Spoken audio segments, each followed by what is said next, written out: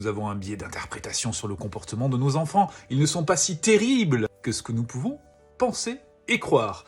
C'est ce que révèle en tout cas une étude qui a été menée auprès d'enfants de 6 à 17 ans et surtout de parents qui sont allés voir des cliniciens. Ces cliniciens ont récupéré donc les avis des parents par rapport au comportement de leurs enfants. Et il se trouve que 46% des enfants étaient censés avoir des comportements problématiques du style agressivité ou encore hyperactivité. Or, les cliniciens ont plutôt constaté que ces comportements problématiques touchaient seulement 18% des enfants.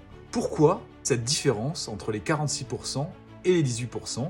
Il y a plusieurs causes possibles. La première cause, ce sont les émotions des parents. Lorsque nous sommes nous-mêmes énervés, eh bien nous allons juger de manière plus négative le comportement de nos enfants. La deuxième, c'est que les parents espéraient recevoir justement de l'aide, donc c'est plutôt un signe de détresse et de souffrance, et il y a donc une amplification de cette vision des comportements négatifs des enfants. On peut aussi évoquer, et là ce n'est pas dans l'étude, d'autres causes possibles. Par exemple, les croyances erronées que nous pourrions avoir sur l'image de l'enfant. Ces croyances sont parfois véhiculées par des livres, par des experts, qui vont dresser une image de l'enfant qui n'est pas forcément à son avantage et qui vont donc déclencher chez nous des jugements négatifs sur le comportement de l'enfant.